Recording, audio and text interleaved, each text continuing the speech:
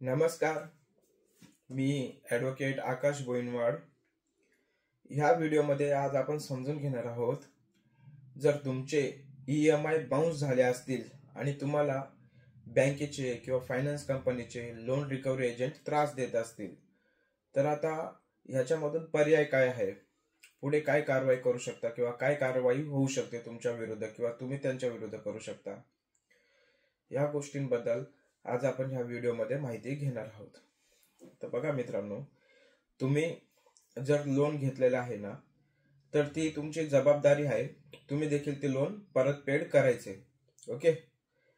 पण समजा काही कारणाने तुमची आर्थिक परिस्थिती खराब झाली, तुम्ही आजारी पडलात, तुमचा जॉब सुटून गेला किंवा बिझनेस ठप्प झाला किंवा इतर जे काही कारण असेल ते, ओके, आणि त्या कारणाने तुम्हाला EMI भरायला आता काही फायनान्शियल प्रॉब्लेम आले असतील किंवा तुमच्याजवळ पैसे नसतील, तर अशा परिस्थितीमध्ये तुमच्याजवळ काय पर्याय आहे?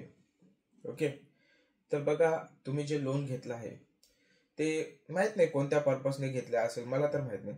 म्हणजे काही पर्सनल लोन असेल तुमचं, किंवा काही घरावर लोन असेल, मॉर्गेज लोन असेल, किंवा काही गाडी वगैरे घेतली असेल त्याच्यावर लोन असेल, किंवा इतर कोणत्या गोष्टीवर लोन वगैरे असेल, किंवा तुम्ही काही लोन घेतलेलं असेल, जे काही असेल तुमचं कारण, त्या कारणासाठी तुम्ही लोन घेतलेलं असेल आणि तुम्ही ते लोन आता भरू शकत नाहीये कारण तुमची आर्थिक परिस्थिती ही अत्यंत खालावलेली असेल आणि तुमच्याजवळ जर पैसे वगैरे नसतील, जॉब वगैरे नसेल, तुमचा व्यवसाय व्यवस्थित चालत नसेल किंवा बुडाला असेल व्यवसाय, किंवा इतर जे काही कारण असतील, ते तुम्ही आता EMI भरू शकत नाहीये. तर अशा परिस्थितीमध्ये कायदेशीर पर्याय काय आहेत? ओके. तर बघा, तुम्ही जर आता EMI भरत नाही आहात, तर तुम्हाला साहजिकच आहे ते बँकेचे लोन रिकव्हरी एजंट वगैरे कॉल करत असतील. आपण या लोन रिकव्हरी एजंट बद्दल जरा नंतर बोलणारच आहोत ह्याच व्हिडिओमध्ये. तर तुम्ही जी काही तुमची प्रॉब्लेम आहे, आता तुम्ही का ते EMI भरू शकत नाहीयेत वेळेवर, तर ती तुमची प्रॉब्लेम तुम्ही रिटर्न मध्ये एकतर तुम्ही मेलद्वारे किंवा रिटर्न मध्ये लिहून वगैरे संबंधित बँकेच्या मॅनेजरला किंवा फायनान्स मॅनेजरला कळवू शकता आणि काही वेळ तुम्ही त्यांच्यापासून मागू शकता की तुम्हाला थोडासा वेळ देण्यात यावा. जे काही ते EMI वगैरे आहेत तुमचे ते बाउन्स झालेले आणि जे काही पेंडिंग EMI आहेत ते भरण्यासाठी तुम्हाला काही वेळ देण्यात यावा, म्हणून तुम्ही असे त्यांना पत्राद्वारे किंवा मेलद्वारे विनंती करू शकता. ओके. पण आता त्यांनी तुम्हाला वेळ द्यायचा किंवा नाही, वेळ वाढवून द्यायचा किंवा नाही, हा पूर्णपणे त्यांचा निर्णय असेल. ओके. तर मग आता समजा तुम्ही लोन, ते बँक होती ज्यांच्यापासून तुम्ही लोन घेतलेलं, किंवा फायनान्स कंपनी होती, इन्स्टिट्यूशन होतं, फायनान्शियल कॉर्पोरेशन होतं, जे काय असेल ते, त्यामुळे त्यांना तुम्ही मेल पाठवला किंवा पत्र पाठवलं की तुम्हाला वेळ वाढवून देण्यात यावा म्हणून तुमचे EMI भरण्यासाठी. वेळ वाढवून दिला तर चांगलीच गोष्ट आहे. जर समजा जर वेळ वाढवून नाही दिला, त्यांनी डिनाय केलं की ते लोक तुम्हाला वेळ वाढवून नाही दिला, जो काय तुमचा टर्म आहे, म्हणजे ज्या वेळेमध्ये तुम्हाला EMI भरायचे त्याच्यामध्येच तुम्ही भरा, त्यांनी रिजेक्ट केलं तुमचं आलं म्हणणं, वेळ वाढवून नाही दिला तुम्हाला, तर त्याच्यानंतरची प्रोसेस काय? जसे तुमचे EMI बाउन्स झाले, तुम्हाला काही लोन रिकव्हरी एजंटचे कॉल्स वगैरे येत असतात. तर जेव्हा त्यांचे कॉल्स वगैरे येतात ना, तर तुम्ही त्यांना काही प्रश्न विचारायचे. जो कोणी तुम्हाला कॉल केलाय, ज्याने कोणी, की त्याचं पूर्ण नाव काय, तो कुठे राहतो, तो जर तुमच्यापासून त्या लोनच्या संदर्भामध्ये, रिकव्हरी संदर्भामध्ये बातचीत करतोय, तर तुम्ही त्याला विचारायचं की त्याच्याजवळ डेप्ट रिकव्हरी एजंटचं सर्टिफिकेट, लायसन्स वगैरे आहे का म्हणून, पहिलं. दुसरं म्हणजे त्याच्याजवळ, ज्या व्यक्तीने तुम्हाला कॉल केलाय त्याच्याजवळ तुमच्यापासून लोन रिकव्हर करण्यासाठी काही ऑथोरायझेशन लेटर किंवा पत्र आहे का तुमच्यापासून लोन रिकव्हरी करण्यासाठी. आणि तिसरं म्हणजे की त्याला कोणी तुम्हाला कॉल करायला सांगितला किंवा तो कोणत्या बँकेपासून किंवा कोणत्या फायनान्स कंपनीपासून आहे आणि तुम्हाला तुमच्यापासून, म्हणजे जे काही तुमचे EMI बाउन्स झाले आहे त्याची रिकव्हरीच्या संदर्भामध्ये कॉल करतोय, म्हणजे कोणत्या बँकेपासून आहे तो किंवा कोणत्या फायनान्स कंपनीपासून आहे, याच्याबद्दलही तुम्ही त्याच्यापासून माहिती घ्यायची. समजा जर त्याने या 3 प्रश्नांची माहिती देण्यासाठी टाळाटाळ केली, सांगतच नाहीये, आणि तुम्हाला तो मानसिक शारीरिक त्रास देतोय, फोन करून किंवा तुमच्या घरी येऊन जर तुम्हाला त्रास देतोय, तर तुम्ही त्या व्यक्तीविरुद्ध कायदेशीर पोलीस स्टेशनला तक्रार दाखल करू शकता. तो जर तुम्हाला शिवीगाळ करतोय, तुमच्या घरी येतोय, तुम्हाला मानसिक शारीरिक त्रास देतोय कुठल्याही प्रकारे, तर तुम्ही त्या लोन रिकव्हरी एजंट विरुद्ध पोलीस स्टेशनमध्ये तक्रार दाखल करू शकता आणि तुम्हाला होणारा त्रास जो आहे तो बंद करू शकता. ओके, आता हे झालं इथपर्यंत. जर समजा तुम्ही त्याला हे प्रश्न विचारले, मी सांगितलेले की त्याच्याजवळ DRA लायसन आहे का, डेप्ट रिकव्हरी एजंटचं लायसन्स सर्टिफिकेट वगैरे आहे का, आणि त्याच्याजवळ तुमच्यापासून लोन रिकव्हरी करण्या संदर्भामध्ये काही ऑथरायझेशन लेटर किंवा काही पत्र वगैरे आहे का, आणि कोणत्या बँकेपासून किंवा फायनान्स कंपनीपासून तो आलेला आहे, त्याने ह्या 3 प्रश्नांची उत्तरं दिली.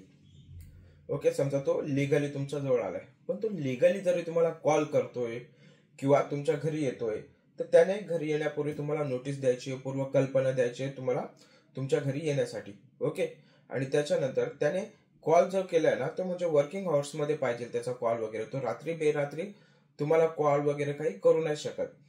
आणि तो जे काही तुमच्यापासून म्हणजे लोनच्या रिकव्हरी संदर्भामध्ये बातचीत करतोय ना, ती बातचीत देखील त्याने म्हणजे प्रामाणिकपणे केलेली पाहिजे, म्हणजे चांगल्या प्रकारे तुमच्याशी बातचीत केलेली पाहिजे. तो जरी त्याच्याजवळ हे DRAचं लायसन वगैरे असेल किंवा ऑथरायझेशन लेटर असेल तुमच्यापासून रिकव्हरी करण्यासंदर्भामध्ये, आणि कोणत्या बँकेपासून किंवा फायनान्स कंपनीपासून आलाय त्यांच्यापासून तो आलेला असेल, पण तो जरी त्यांच्यापासून हे व्हॅलिड कायदेशीर क्रायटेरिया कंप्लीट जरी करून आलेला असेल ना, तरी त्याला तुमच्याशी प्रामाणिकच बातचीत करायची. ओके, जर त्याने गैरवर्तणूक केली तुमच्यासोबत, ओके, त्याने जर लोन रिकव्हरी करण्यासंदर्भामध्ये तुमच्याशी बात करताना गैरवर्तणूक केली, तुम्हाला शिवीगाळ केली किंवा धक्काबुक्की केली किंवा तुमच्या घरातच येऊन बसलाय, तो जातच नाहीये, किंवा अशा काही कृत्य करत असेल किंवा इतर प्रकारे काही वेगळ्या धमक्या देत असेल तुम्हाला, तर तुम्ही त्याच्या विरुद्ध पोलीस स्टेशनला तक्रार दाखल करू शकता आणि तुम्हाला जो होणारा त्रास आहे तो बंद करू शकता.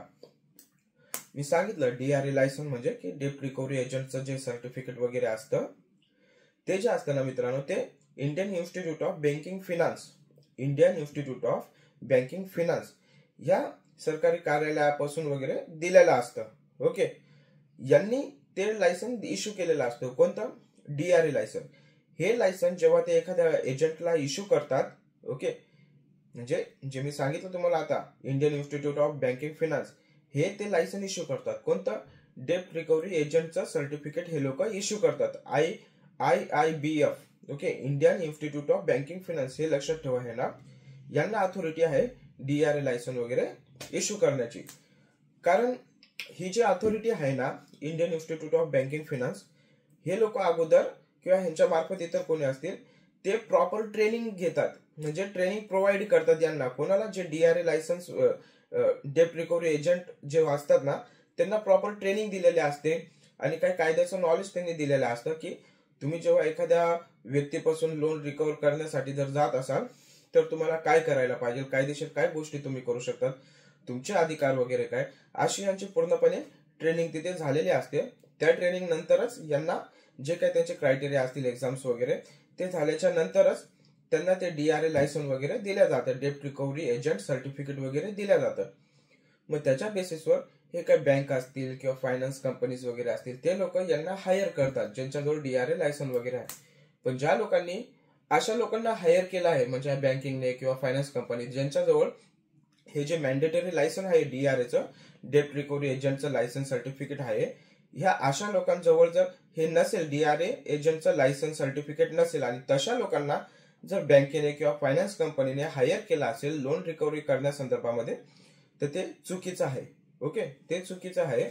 म्हणून जर असे कोणी लोन रिकव्हरी एजंट तुम्हाला कॉल करून किंवा घरी येऊन त्रास देत असतील आणि त्यांच्याजवळ हे DRA लायसन वगैरे नाहीये, ऑथरायझेशन लेटर वगैरे नाहीये किंवा पत्र नाही तुमच्यापासून लोन रिकव्हरी करण्यासाठी, किंवा तुम्हाला ते सांगतही नाहीये ते कुठून आले, कोणत्या कंपनीपासून, कोणत्या फायनान्स कंपनीपासून, काय वगैरे काही सांगत नाहीये, तर तशा परिस्थितीमध्ये तुम्ही त्यांच्या विरुद्ध पोलीस स्टेशनला कायदेशीर तक्रार दाखल करून तुम्हाला हा जो होणारा त्रास आहे तो कमी होऊ शकतो, म्हणजे बंदच होऊ शकतो. कारण त्यांच्याजवळ जर ते व्हॅलिड लायसनच नाही, सर्टिफिकेटच नाहीये DRAचं, आणि ऑथरायझेशन लेटरच नाहीये तुमच्यापासून रिकव्हरी करण्याचं, ते लोक कुठून आले, कोणत्या बँकेपासून, फायनान्स कंपनीपासून आले, ते काही सांगतच नाही, काहीच नाहीये ते, तर मग ते लोक तुमच्यापासून रिकव्हरीच कशी काय करू शकतात? मग त्यांचा काही प्रश्नच येत नाही. तुमच्याशी ते लोनची रिकव्हरी संदर्भामध्ये किंवा फोन करायला किंवा कॉल करायला जेव्हा त्यांच्याजवळ काही ऑथॉरिटीज नसेल तुमच्यापासून लोन रिकव्हर करण्याची तर ओके. आणि अशा परिस्थितीमध्ये ते लोक जर तुम्हाला त्रास देत आहे तर तुम्ही काहीच घाबरायचं नाही. पोलीस स्टेशनला त्यांच्या विरोधात तक्रार दाखल करायची, जो काही तुम्हाला त्यांनी मानसिक किंवा शारीरिक त्रास दिलेला आहे त्याच्याबद्दल. ओके.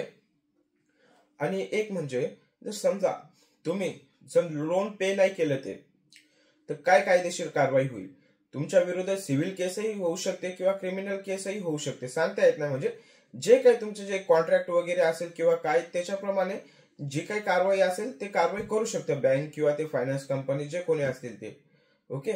मला सबस्क्राईब करा या माझ्या युट्यूब चॅनलला अशाच कायदेशीर माहितीसाठी आणि लाईक करा माझं युट्यूब चॅनल.